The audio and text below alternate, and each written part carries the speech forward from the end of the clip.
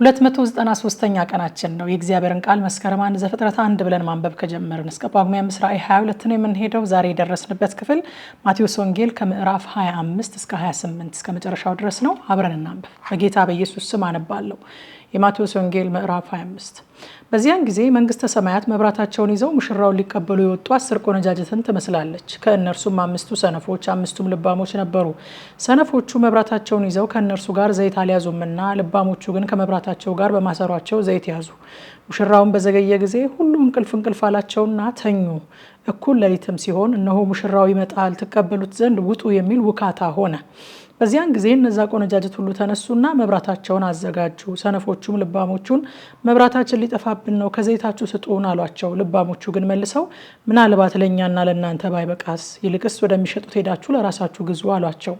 ሊገሱም በሄዱ ጊዜ ሙሽራው መጣ። ተዘጋጅተው የነበሩትም ከእርሱ ጋር ወደ ሰርግ ገቡ። ደጁም ተዘጋ። በኋላም ደግሞ የቀሩት ቆነጃጅት መጡና ጌታ ሆይ ክፈትልን አሉት። እርሱ ግን መልሶ እውነት እላችኋለሁ አላውቃችሁም አላቸው። ቀኒቱንና ሰዓቲቱን አታውቁምና እንግዲህ ንቁ። ወደ ሌላ ሀገር የሚሄድ ሰው ባሮቹን ጠርቶ ያለውን ገንዘብ እንደሰጣቸው እንዲሁ ይሆናልና ለእያንዳንዱ እንደ አቅሙ፣ ለአንዱ 5 መክሊት፣ ለአንዱም 2፣ ለአንዱም 1 ሰጠና ወደ ሌላ ሀገር ወዲያው ሄደ። 5 መክሊትም የተቀበለው ሄዶ ነገደበት፣ ሌላም 5 አተረፈ። እንዲሁ 2 የተቀበለው ሌላ 2 አተረፈ። 1 የተቀበለው ግን ሄዶ ምድርን ቆፈረና የጌታውን ገንዘብ ቀበረ። ከብዙ ዘመንም በኋላ የእነዛ ባሮች ጌታ መጣና ተቆጣጠራቸው። 5 መክሊት የተቀበለውም ቀረበና ሌላ 5 መክሊት አስረክቦ ጌታ ሆይ 5 መክሊት ሰጥተኸኝ ነበር፣ እነሆ ሌላ 5 መክሊት አተረፍኩበት አለ። ጌታውም መልካም አንተ በጎ ታማኝም ባሪያ፣ በጥቂቱ ታምነሃል፣ በብዙ እሾምሃለሁ፣ ወደ ጌታህ ደስታ ግባ አለው። 2 መክሊትም የተቀበለው ደግሞ ቀርቦ ጌታ ሆይ 2 መክሊት ሰጥተኸኝ ነበር፣ እነሆ ሌላ 2 መክሊት አተረፍኩበት አለ። ጌታውም መልካም አንተ በጎ ታማኝ ባሪያ፣ በጥቂቱ ታምነሃልና በብዙ ሾምሃለሁ፣ ወደ ጌታ ደስታ ግባ አለው። 1 መክሊትም የተቀበለው ደግሞ ቀርቦ ጌታ ሆይ ካልዘራህባት የምታጭድ ካልበተንክበት የምትሰበስብ ጨካኝ ሰው መሆንህን አውቃለሁ። ፈራሁም፣ ሄጄ መክሊትህን በምድር ቀበርሁት፣ እነሆ መክሊትህ አለህ አለ።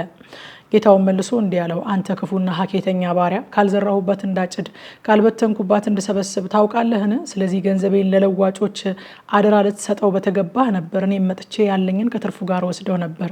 ስለዚህ መክሊቱን ውሰዱበት፣ 10 መክሊትም ላለው ስጡት፣ ላለው ሁሉ ይሰጠዋልና ይበዛለትማል፣ ከሌለው ግን ያው ያለው እንኳ ይወሰድበታል። የማይጠቅመውንም ባሪያ በውጭ ወዳለው ጨለማ አውጡት፣ በዚያ ልቅሶና ጥርስ ማፋጨት ይሆናል። የሰው ልጅ በክብሩ በሚመጣበት ጊዜ ከእርሱ ጋር ቅዱሳት መላእክቱ ሁሉ በዚያን ጊዜ በክብሩ ዙፋን ይቀመጣል። አሕዛብም ሁሉ በፊቱ ይሰበሰባሉ። እረኛም በጎቹን ከፍየሎች እንደሚለይ እርስ በርሳቸው ይለያቸዋል። በጎችን በቀኙ ፍየሎችንም በግራው ያቆማቸዋል። ንጉሱም በቀኙ ያሉትን እንዲህ ይላቸዋል፣ እናንተ የአባቴ ብሩካን ኑ፣ ዓለም ከተፈጠረበት ጊዜ ጀምሮ የተዘጋጀላችሁን መንግስት ውረሱ። ተርቤ አብልታችሁኛልና፣ ተጠምቼ አጠጥታችሁኛልና፣ እንግዳ ሆኜ ተቀብላችሁኛልና፣ ታርዤ አልብሳችሁኛልና፣ ታምሜ ጠይቃችሁኛልና፣ ታስሬ ወደ እኔ መጥታችኋልና።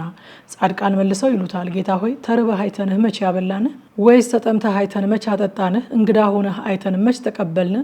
ወይስ ታርዘህ አይተን መቼ አለበስንህ? ወይስ ታመህ ወይስ ታስረህ አይተን መቼ ወደ አንተ መጣን?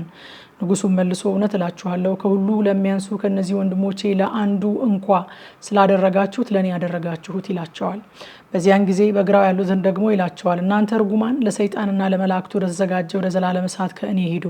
ተርቤ ያላበላችሁኝምና፣ ተጠምቼ ያላጠጣችሁኝምና፣ እንግዳ ሆኜ ያልተቀበላችሁኝምና፣ ታርዤ ያላለበሳችሁኝምና፣ ታምሜ ታስሬም አልጠየቃችሁኝምና። እነርሱ ደግሞ ይመልሱና ጌታ ሆይ ተርበህ ወይስ ተጠምተህ ወይስ እንግዳ ሆነ ወይስ ታርዘህ ወይስ ታመ ወይስ ታስረ መቼ አይተን አላገለገልንህም? ይሉታል። ያን ጊዜ እውነት እላችኋለሁ ከሁሉ ከሚያንሱ ከእነዚህ ለአንዱ ስላላደረጋችሁት ለእኔ ደግሞ አላደረጋችሁትም ብሎ ይመልስላቸዋል። እነዚያም ወደ ዘላለም ቅጣት፣ ጻድቃን ግን ወደ ዘላለም ሕይወት ይሄዳሉ። ማቴዎስ ወንጌል ምዕራፍ 26። ኢየሱስም እነዚህን ቃሎች ሁሉ በፈጸመ ጊዜ ለደቀ መዛሙርቱ ከ2 ቀን በኋላ ፋሲካ እንዲሆን ታውቃላችሁ፣ የሰው ልጅም ሊሰቀል አልፎ ይሰጣል አለ። በዚያን ጊዜ የካህናት አለቆች የሕዝብም ሽማግሎች ቀያፋ በሚባለው በሊቀ ካህናቱ ግቢ ተሰበሰቡ። ኢየሱስንም በተንኮል ሊያስይዙት ሊገድሉትም ተማከሩ። ነገር ግን በሕዝቡ ዘንድ ሁከት እንዳይነሳ በበዓል አይሁን አሉ። ኢየሱስም በቢታንያ በለምጻሙ በስምዖን ቤት ሳለ አንዲት ሴት ዋጋው እጅግ የበዛ ሽቱ የሞላው የአልባስጥሮስ ብልቃጥ ይዛ ወደ እርሱ ቀረበች። በማዕድም ተቀምጦ ሳለ በራሱ ላይ አፈሰሰችው። ደቀ መዛሙርቱም ይህን አይተው ተቆጡና ይህ ጥፋት ለምንድር ነው? ይህ በብዙ ዋጋ ተሽጦ ለድሆች ሊሰጥ ይቻል ነበርና አሉ። ኢየሱስም ይህንን አውቆ እንዲህ አላቸው፣ መልካም ስራ ሰርታልኛለችና ሴቲቱን ስለምን ታዳክሟታላችሁ? ድሆች ሁልጊዜ ከእናንተ ጋር ይኖራሉና እኔ ግን ሁልጊዜ ከእናንተ ጋር አልኖርም።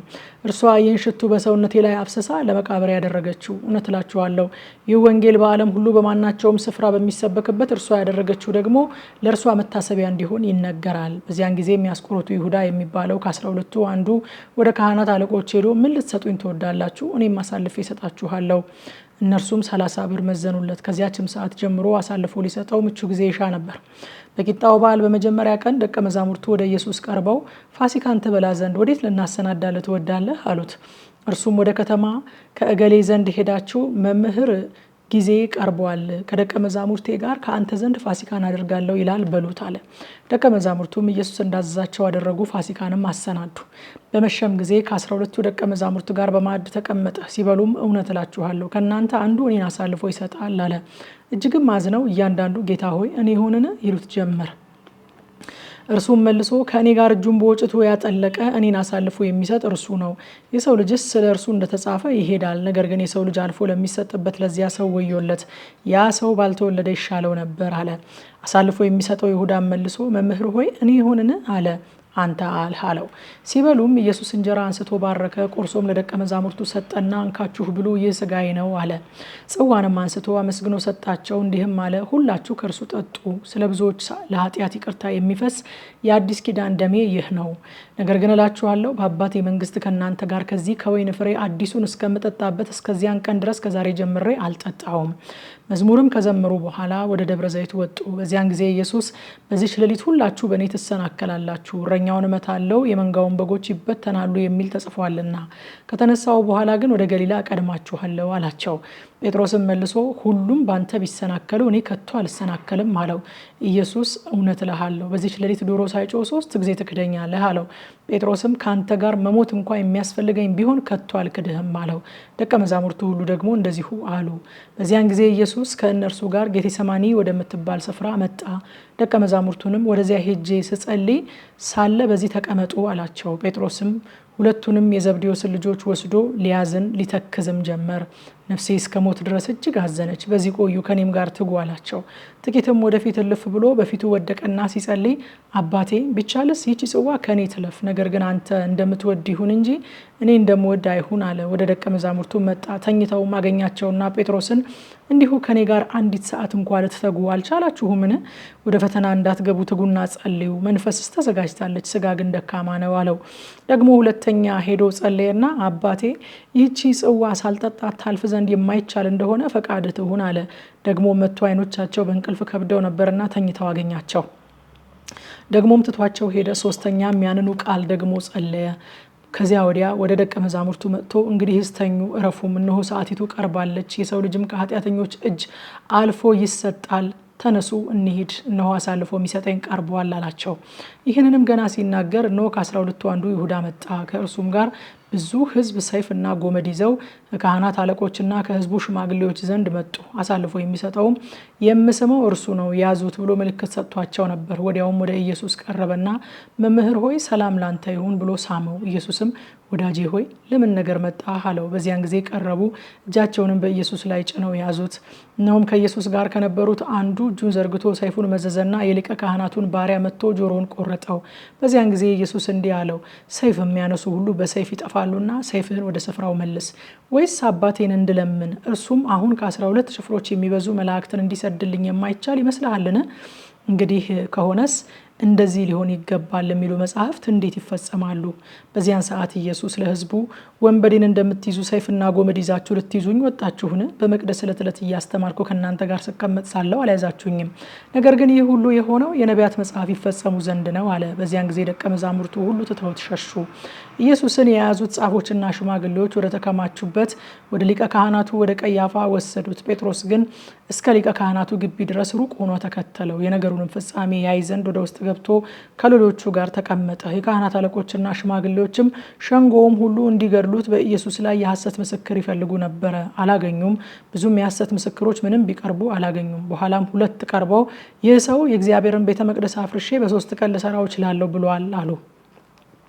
ሊቀ ካህናቱም ተነስቶ እነዚህ ለሚመሰክሩብህ አንድስ እንኳ አትመልስም አለው። ኢየሱስ ግን ዝም አለ። ሊቀ ካህናቱም አንተ የእግዚአብሔር ልጅ ክርስቶስ የሆንክ እንደሆነ እንድትነግረን በሕያው እግዚአብሔር አምልሃለሁ አለው።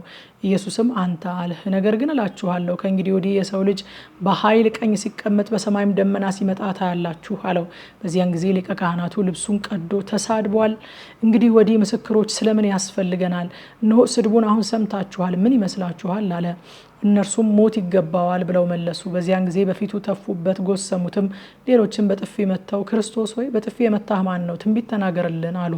ጴጥሮስም ከቤት ውጭ በአጥሩ ግቢ ተቀምጦ ነበረ። አንዲትም ገረድ ወደ እርሱ ቀርባ አንተ ደግሞ ከገሊላው ከኢየሱስ ጋር ነበርክ አለችው። እርሱ ግን የምትዩን አላውቀውም ብሎ ከሁሉ ፊት ካደ።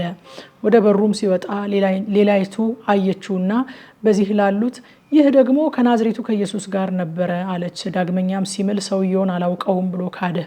ጥቂትም ቆይተው በዚያ ቆመው የነበሩ ቀርበው ጴጥሮስን አነጋገርህ ይገልጣልና በእውነት አንተ ደግሞ ከእነርሱ ወገን ነህ አሉት። በዚያን ጊዜ ሰውየውን አላውቀውም ብሎ ሊረግምና ሊምል ጀመረ። ወዲያውም ዶሮ ጮኸ። ጴጥሮስም ዶሮ ሳይጮህ 3 ጊዜ ትክደኛለህ ያለው የኢየሱስ ቃል ትዝ አለው። ወደ ውጭም ወጥቶ መራራ ልቅሶ አለቀሰ። የማቴዎስ ወንጌል ምዕራፍ 27። ሲነጋም የካህናት አለቆችና የሕዝቡ ሽማግሎች ሁሉ ሊገድሉት በኢየሱስ ላይ ተማከሩ። አስረውም ወሰዱት። ለገዢውም ለጴንጤናዊው ጲላጦስ አሳልፈው ሰጡት። በዚያን ጊዜ አሳልፎ የሰጠው ይሁዳ እንደተፈረደበት አይቶ ተጸጸተ። 30 ብር ለካህናት አለቆችና ለሽማግሎች መልሶ ንጹሕ ደም አሳልፌ በመስጠቴ በድያለሁ አለ። እነርሱ ግን እኛስ ምን አግዶን? አንተው ተጠንቀቅ አሉ። ብሩንም በቤተ መቅደስ ጥሎ ሄደና ታንቆ ሞተ። የካህናት አለቆችም ብሩን አንስተው የደም ዋጋ ነውና ወደ መባ ልንጨምረው አልተፈቀደም አሉ። ተማክረውም የሸክላ ሰሪውን መሬት ለእንግዶች መቃብር ገዙበት። ስለዚህ ያ መሬት እስከ ዛሬ ድረስ የደም መሬት ተባለ። በዚያን ጊዜ በነቢዩ በኤርምያስ የተባለው ከእስራኤል ልጆች አንዳንዶቹ የተገመተውን ዋጋ 30 ብር ያዙ፣ ጌታም እንዳዘዘኝ ስለ ሸክላ ሰሪ መሬት ሰጡት የሚል ተፈጸመ። ኢየሱስም ከገዢው ፊት ቆመ። ገዢውም የአይሁድ ንጉሥ አንተ ነህን ብሎ ጠየቀው። ኢየሱስም አንተ አልህ አለው። የካህናት አለቆችና ሽማግሌዎችም ሲከሱት ምንም አልመለሰም። በዚያን ጊዜ ጲላጦስ ስንት ያህል እንዲመሰክሩብህ አትሰማምን አለው። ገዢውም እጅግ እስኪደንቅ ድረስ አንዲት ቃልስ እንኳ አልመለሰለትም። በዚያም በዓል ሕዝቡ የወደዱትን አንድ እስረኛ ሊፈታላቸው ለገዢው ልማድ ነበረው። በዚያን ጊዜ በርባን የሚባል በጣም የታወቀ እስረኛ ነበራቸው። እንግዲህ እነርሱ ተሰብስበው ሳሉ ጲላጦስ በርባንን ወይስ ክርስቶስ የተባለውን ኢየሱስን ማንኛውን ልፈታላችሁ ትወዳላችሁ አላቸው። በቅንዓት አሳልፈው እንደሰጡት ያውቅ ነበርና። እርሱም በፍርድ ወንበር ተቀምጦ ሳለ ሚስቱ ስለ እርሱ ዛሬ በሕልም እጅግ መከራ ተቀብያለሁና በዚያ ጻድቅ ሰው ምንም አታደርግ ብላ ላከችበት። የካህናት አለቆችና ሽማግሌዎች ግን በርባንን እንዲለምኑ ኢየሱስን ግን እንዲያጠፉ ሕዝቡን አባበሉ። ገዢውን መልሶ ከሁለቱ ማንኛውን ልፈታላችሁ ትወዳላችሁ አላቸው። እነርሱም በርባንን አሉ። ጲላጦስ ክርስቶስ የተባለውን ኢየሱስን እንግዲህ ምን ላድርገው አላቸው። ሁሉም ይሰቀል አሉ። ገዢውም ምን ነው ያደረገው ክፋት ምንድን ነው አለ። እነርሱ ግን ይሰቀል እያሉ ጩኸት አበዙ። ጲላጦስም ሁከት እንዲጀመር እንጂ አንዳች እንዳይረባ ባየ ጊዜ ውሃ አንስቶ እኔ ከዚህ ጻድቅ ሰው ደም ንጹሕ ነኝ፣ እናንተ ተጠንቀቁ ሲል በሕዝቡ ፊት እጁን ታጠበ። ሕዝቡም ሁሉ መልሰው ደሙ በእኛና በልጆቻችን ላይ ይሁን አሉ። በዚያን ጊዜ በርባንን ፈታላቸው። ኢየሱስን ግን ገርፎ ሊሰቀል አሳልፎ ሰጠ። በዚያን ጊዜ የገዢው ወታደሮች ኢየሱስን ወደ ገዢው ግቢ ውስጥ ወሰዱት። ጭፍራውንም ሁሉ ወደ እርሱ አከማቹ። ልብሱንም ገፈው ቀይ ልብስ አለበሱት። ከእሾህም አክሊል ጎንጉነው በራሱ በቀኝ እጁ መቃ አኖሩ። በፊቱም ተንበርክከው የአይሁድ ንጉሥ ሆይ ሰላም ላንተ ይሁን እያሉ ዘበቱበት፣ ተፉበትም። መቃውንም ይዘው ራሱን መቱት። ከዘበቱበትም በኋላ ቀዩን ልብስ ገፈፉት፣ ልብሱንም አለበሱት፣ ሊሰቅሉትም ወሰዱት። ሲወጡም ስምዖን የተባለ የቀሬናን ሰው አገኙ። እርሱንም መስቀሉን ይሸከም ዘንድ አስገደዱት። ትርጓሜውም የራስ ቅል ስፍራ ወደሚሆን ጎልጎታ ወደሚባለው ስፍራ በደረሱ ጊዜ በሐሞት የተደባለቀ የወይን ጠጅ ሊጠጣ አቀረቡለት። ቀምሶም ሊጠጣው አልወደደም። ከሰቀሉትም በኋላ ልብሱን ዕጣ ጥለው ተካፈሉ። በዚያም ተቀምጠው ይጠባበቁት ነበረ። ይህ ኢየሱስ የአይሁድ ንጉሥ ነው የሚል የክሱን ጽሕፈት ከራሱ በላይ አኖሩ። በዚያን ጊዜ 2 ወንበዶች አንዱን በቀኝ አንዱን በግራ ከእርሱ ጋር ተሰቀሉ። የሚያልፉትም ራሳቸውን እየነቀነቁ ይሰድቡት ነበርና ቤተ መቅደስን የምታፈርስ በ3 ቀንም የምትሰራው ራስህን አድን፣ የእግዚአብሔር ልጅ ከሆንክ ከመስቀል ውረድ አሉት። እንዲሁም ደግሞ የካህናት አለቆች ከጻፎችና ከሽማግሌዎች ጋር እየዘበቱበት እንዲህ አሉ፣ ሌሎችን አዳነ፣ ራሱን ሊያድን አይችልም። የእስራኤል የእስራኤል ንጉሥ ከሆነ አሁን ከመስቀል ይውረድ፣ እኛም እናምንበታለን። በእግዚአብሔር ታምኗል፣ የእግዚአብሔር ልጅ ነኝ ብሏልና ከወደደውስ አሁን ያድነው። ከእርሱ ጋር የተሰቀሉት ወንበዶች ደግሞ ያንን እያሉ ይነቅፉት ነበረ። ከ6 ሰዓትም ጀምሮ እስከ 9 ሰዓት ድረስ በምድር ሁሉ ላይ ጨለማ ሆነ። በ9 ሰዓትም ኢየሱስ ኤሎሄ ኤሎሄ ላማ ሰበቅታኒ ብሎ በታላቅ ድምፅ ጮኸ። ይህም አምላኬ አምላኬ ስለምን ተውኸኝ ማለት ነው። በዚያም ከቆሙት ሰዎች ሰምተው ይህስ ኤልያስን ይጠራል አሉ። ወዲያውም ከነርሱ አንዱ ሮጠ፣ ሰፍነግም ይዞ ሆምጣጤ ሞላበት፣ በመቃም አድርጎ አጠጣው። ሌሎቹ ግን ተው ኤልያስ መጥቶ ያድነው እንደሆነ እንይ አሉ። ኢየሱስም ሁለተኛ በታላቅ ድምፅ ጮሆ ነፍሱን ተወ። እነሆም የቤተ መቅደስ መጋረጃ ከላይ እስከ ታች በሁለት ተቀደደ፣ ምድርም ተናወጠች፣ አለቶች ተሰነጠቁ፣ መቃብሮችም ተከፈቱ። ተኝተው ከነበሩትም ከቅዱሳን ብዙ ስጋዎች ተነሱ። ከትንሣኤውም በኋላ ከመቃብሮች ወጥተው ወደ ቅድስት ከተማ ገቡና ለብዙዎች ታዩ። የመቶ አለቃም ከእርሱም ጋር ኢየሱስን የሚጠብቁ መናወጡንና የሆነውን ነገር አይተው ይህ በእውነት የእግዚአብሔር ልጅ ነበረ ብለው እጅግ ፈሩ። ኢየሱስን እያገለገሉ ከገሊላ የተከተሉት ብዙ ሴቶች በሩቅ ሆነው ሲመለከቱ በዚያ ነበሩ። ከእነርሱም መግደላዊት ማርያምና የያዕቆብና የዮሳ እናት ማርያም የዘብዴዎስም የልጆቹ እናት ነበሩ። በመሸም ጊዜ ዮሴፍ የተባለው ባለጠጋ ሰው ከአርማትያስ መጣ። እርሱም ደግሞ የኢየሱስ ደቀ መዝሙር ነበረ። ይኸውም ወደ ጲላጦስ ቀርቦ የኢየሱስን ስጋ ለመነው። ጲላጦስም እንዲሰጡ ታዘዘ። ዮሴፍም ስጋውን ይዞ በንጹሕ በፍታ ከፈነው፣ ከአለትም በወቀረው በአዲሱ መቃብርም አኖረው። ከመቃብሩም ደጃፍ ታላቅ ድንጋይ አንከባሎ ሄደ። መግደላዊት ማርያምም ሁለተኛይቱም ማርያም በመቃብሩ አንጻር ተቀምጠው በዚያ ነበሩ። በማግስቱም ከመዘጋጀት በኋላ በሚሆነው ቀን የካህናት አለቆች ፈሪሳውያን ወደ ጲላጦስ ተሰበሰቡና ጌታ ሆይ ያ አሳች በሕይወቱ ገና ሳለ ከ3 ቀን በኋላ እነሳለሁ እንዳለ ትዝ አለን። እንግዲህ ደቀ መዛሙርቱ መጥተው በሌሊት እንዳይሰርቁት፣ ለሕዝቡም ከሙታን ተነሳ እንዳይሉ የኋለኛይቱ ስህተት ከፊተኛይቱ ይልቅ የከፋች ትሆናለችና መቃብሩ እስከ 3ኛ ቀን ድረስ እንዲጠበቅ እዘዝ አሉት። ጲላጦስም ጠባቆች አሏችሁ፣ ሄዳችሁ እንዳወቃችሁ አስጠብቁ አላቸው። እነርሱም ሄደው ከጠባቆች ጋር ድንጋዩን አትመው መቃብሩን አስጠበቁ። የማቴዎስ ወንጌል ምዕራፍ 28። በሰንበትም መጨረሻ በመጀመሪያው ቀን ሲነጋ መግደላዊት ማርያምና ሁለተኛይቱ ማርያም መቃብሩን ሊያዩ መጡ። እነሆም የጌታ መልአክ ከሰማይ ስለወረደ ታላቅ የምድር መናወጥ ሆነ። ቀርቦም ድንጋዩን አንከባሎ በላዩ ተቀመጠ። መልአኩም እንደ መብረቅ፣ ልብሱም እንደ በረዶ ነጭ ነበረ። ጠባቆቹም እርሱን ከመፍራት የተነሳ ተናወጡ፣ እንደሞቱም ሆኑ። መልአኩም መልሶ ሴቶቹን አላቸው፣ እናንተስ አትፍሩ፣ የተሰቀለውን ኢየሱስን እንድትሹ አውቃለሁና እንደተናገረ ተነስቷልና በዚህ የለም። የተኛበትን ስፍራ ኑና እዩ። ፈጥናችሁም ሂዱና ከሙታን ተነሳ፣ እነሆም ወደ ገሊላ ይቀድማችኋል፣ በዚያም ታዩታላችሁ ብላችሁ ለደቀ መዛሙርቱ ንገሯቸው። እነሆም ነገርኳችሁ። በፍርሃትና በታላቅ ደስታም ፈጥነው ከመቃብር ሄዱ፣ ለደቀ መዛሙርቱም ሊያወሩ ሮጡ። እነሆም ኢየሱስ አገኛቸውና ደስ ይበላችሁ አላቸው። እነርሱም ቀርበው እግሩን ይዘው ሰገዱለት። በዚያን ጊዜ ኢየሱስ አትፍሩ፣ ሄዳችሁ ወደ ገሊላ እንዲሄዱ ለወንድሞቼ ተናገሩ፣ በዚያም ያዩኛል አላቸው። ሲሄዱም ሳሉ እነሆ ከጠባቆች አንዳንድ ሰዎች ወደ ከተማ መጥተው የሆነውን ሁሉ ለካህናት አለቆች አወሩ። ከሽማግሎችም ጋር ተሰብስበው ተማከሩና ለጭፍሮች ብዙ ገንዘብ ሰጥተዋቸው እኛ ተኝተን ሳለን ደቀ መዛሙርቱ በሌሊት መጥተው ሰረቁት በሉ። ይህም በገዢው ዘንድ የተሰማ እንደሆነ እኛም እናስረዳዋለን፣ እናንተም ያለ ስጋት እንድትሆኑ እናደርጋለን አሏቸው። እነርሱም ገንዘቡን ተቀብለው እንዳስተማሯቸው አደረጉ። ይህም ነገር በአይሁድ ዘንድ እስከዛሬ ድረስ ሲወራ ይኖራል። 11 ደቀ መዛሙርት ግን ኢየሱስ ወዳዘዛቸው ተራራ ወደ ገሊላ ሄዱ። ባዩትም ጊዜ ሰገዱለት። የተጠራጠሩ ግን ነበሩ። ኢየሱስም ቀረበና እንዲህ ብሎ ተናገራቸው፣ ስልጣን ሁሉ በሰማይና በምድር ተሰጠኝ። እንግዲህ ሂዱና አሕዛብን ሁሉ በአብ በወልድና በመንፈስ ቅዱስ ስም እያጠመቃችኋቸው ያዘዝኳችሁንም ሁሉ እንዲጠብቁ እያስተማራችኋቸው ደቀ መዛሙርት አድርጓቸው። እነሆም እኔ እስከ ዓለም ፍጻሜ ድረስ ሁል ጊዜ ከእናንተ ጋር ነኝ። የማቴዎስ ወንጌልን እንደዚህ ጨርሰናል። የተነበበውን ክፍል ማታ 3 ሰዓት በኢትዮጵያ ሰዓት አቆጣጠር ከቲክቶክ እና ቴሌግራም ገጻችን ላይ በቀጥታ ስርጭት የምናጠና ስለሆነ ኑና አብረን እናጥና። ጸጋ ይብዛላችሁ።